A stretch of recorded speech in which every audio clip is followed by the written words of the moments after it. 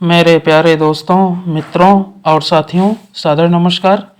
मैं मिस्टर शांतिलाल डनसेना, बड़े डूमरपाली, खरसिया, जिला रायगढ़, छत्तीसगढ़, भारत से हूँ। मित्रों, गायत्री महामंत्र के जप से उत्पन्न पराध्वनि सारे वातावरण के परमाणुओं को कांपा देने की शक्ति से ओतप्रोत है।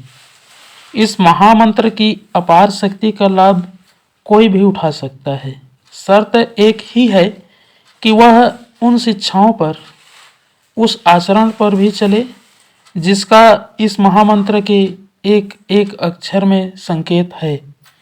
उन आदर्शों पर चले बिना उल्लेखनीय सफलता के द्वार अवरुद्ध ही पड़े रहेंगे।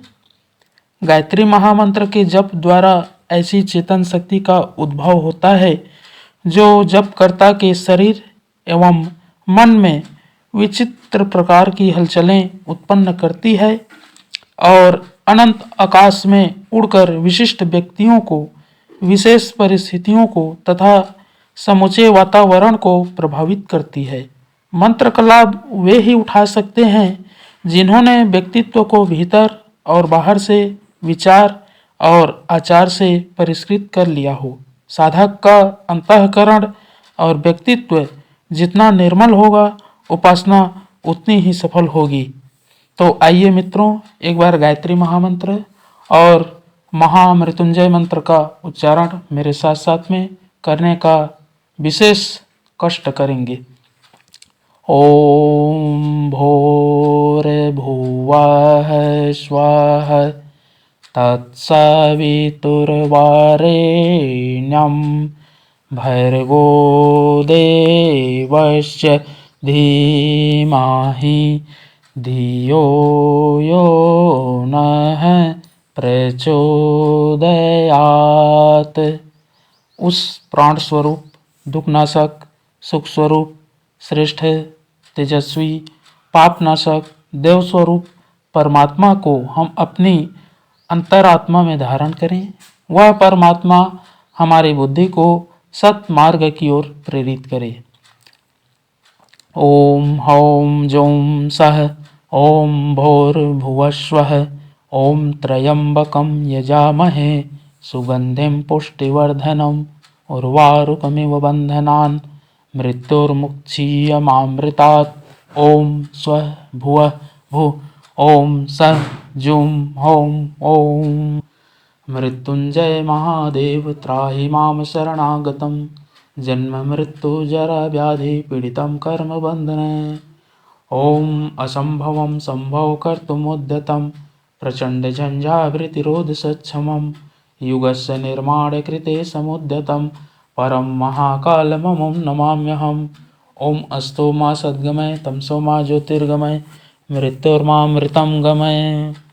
परम पूज्य गुरुदेव पंडित श्री राम शर्मा आचार्य जी, परम वंदनीय माता जी भगवती देवी शर्मा जी और गायत्री माता, धरती माता, भारत माता, प्रकृति, पर्यावरण, सूर्यदेव, सविता देवता, महाकाल भगवान, सरस्वती माँ, लक्ष्मी माता, सभी ग्रह नक्षत्र, विश्व ब्रह्मांड के सभी देवी देवताओं के सूक्ष्म संरक्षण में उपस्थित सभी हमारे प्रिय, आत्मीय, आदरणीय, सम्माननीय देवतुल्य भाइयों, देवी स्वरूपा माताओं, बहनों, मेरा सादर प्रणाम।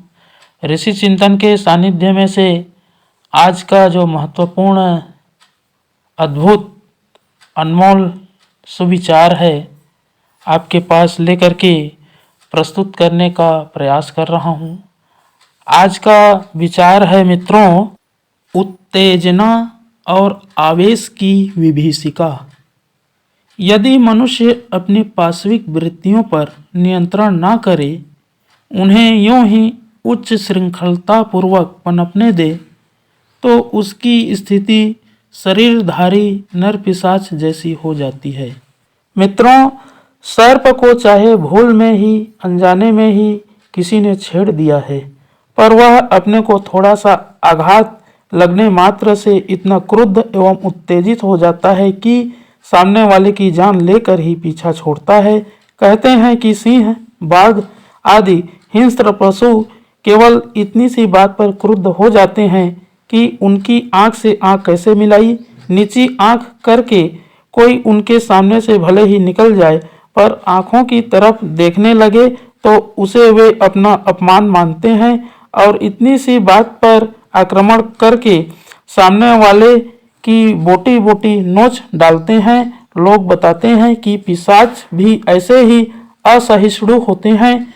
उनके पीपल मरघट के नीचे होकर गुजर जाए या कोई ऐसा काम कर बैठे जिसे वे पसंद नहीं करते हों, तो अपनी नापसंदगी का बदला वे सामने वाले की जान लेकर ही चुकाते हैं।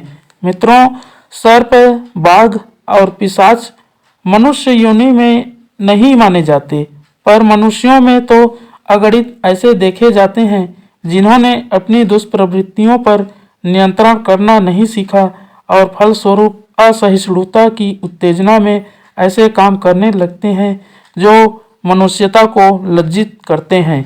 बहुत बहुत धन्यवाद मित्रों। अगले बार नए विचारों के साथ में आपके पास फिर प्रस्तुत होने का प्रयास करेंगे। सादर नमस्कार।